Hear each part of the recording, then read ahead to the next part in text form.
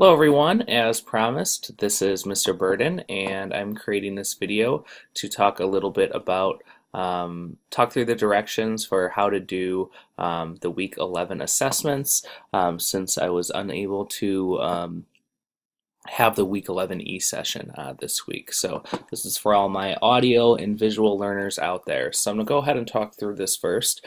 So there's two parts to this assessment. You can see the first one is right here. It says part 1 at the end. If I scroll down a little bit, see part 2 is down there. So I'm going to start with part 1. So this is the week 11 letter to elementary students. Okay, so you're going to do a letter to an elementary student, part 1. For target 1 technique, that's important to know that this part is for technique. So for this assessment, you will write a letter in business letter format, see attachment, to an elementary student about proper keyboarding technique. For the return address, you will include your own or eAchieve's address. For the recipient's name and address, you can make up a name and use the school name and address from a local elementary school in your area. So what I'm talking about is if we open up the business letter parts, okay, so this is going to be the return address, which is the address of the writer. So the writer of this letter is John Smith. And so the return address, you can use your own address or eAchieve's address. One thing I'll note is notice that the John Smith name is not included in the return address here because that is included at the bottom. So kind of a common mistake that I've seen so far when students have been submitting their assessments is essentially that sometimes students will put it twice. So don't do that. Also, there is we have the date right here, so you can whatever that's always the date that's of when the letter was actually written. And down here is the recipient's address, and this is where I said put the person's name, and then you can put the elementary address of a local one near you. Okay.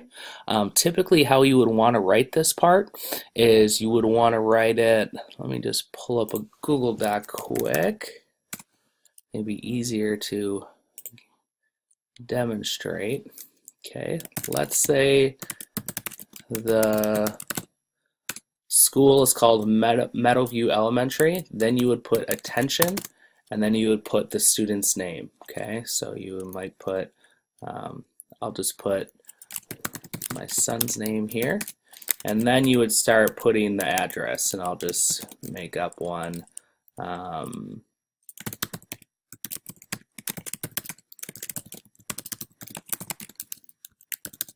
Okay, and so this is how it would look, and this is what how you typically are going to want to write an address when you are doing it to a business or organization. You want it to go to a specific person.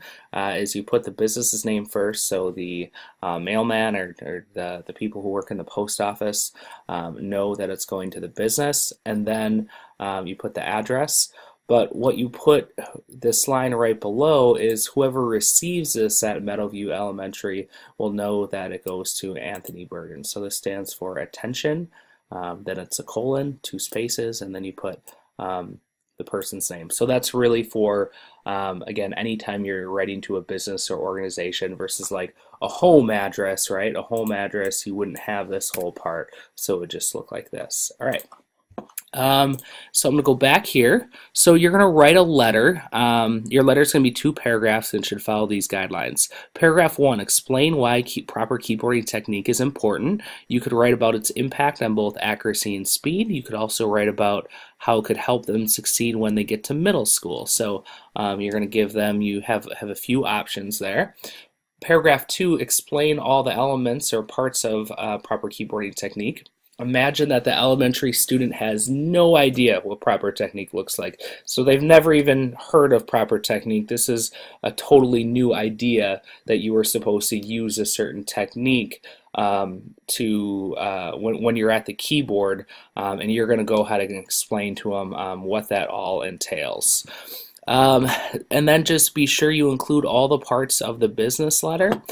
So again, jumping back to this right here, so make sure you have that salutation and greeting, make sure you have the proper spacing. I note here where you should have a quadruple space versus like a double space. Remember, the body is going to be the 2 paragraphs that matches up with this information. Make sure you have a complimentary close, and then your name. You don't necessarily have to have a job title, but you could put under there like middle school student or something. So then when you are done, so you can use either you could use a Google Doc link or a Microsoft Word document. Just remember, if you do a Google Doc link, to put it in your shared course folder that you created in week 1 on the day 3 assessment. Then your share settings are going to be set correctly, and you don't have to worry about that.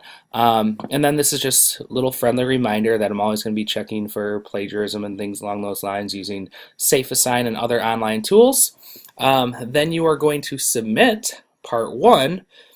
And in part 1, I'm strictly going to be grading you on this part right here. I'm going to be reading essentially your message and see how well you demonstrate proper understanding of all of these things with technique. So I'm really going to be grading you on paragraphs 1 and 2 and like the content of that. Then for part 2, the good news is you don't have to write another, let me see if I can move my window. There we go. You don't have to write another letter, okay? So submit the exact same letter from what you did in part 1. Here, you do not have to write another letter. The only difference here is that I will grade and give you feedback based on this, okay? So essentially what I'm going to be grading here is the format, okay? Did you set this up correctly? Do you have all the correct parts? Is the spacing correct? Is everything, don't forget about these 2 things in blue. Are your page margins set correctly? Is your letter aligned vertically in the middle of the page, so same amount of blank space on the bottom and the top. And remember, I do demonstrate how to do this in week 9. So I think this is everything that you need to know. Good luck, and thanks for watching. Hope this was helpful. Thanks. Bye.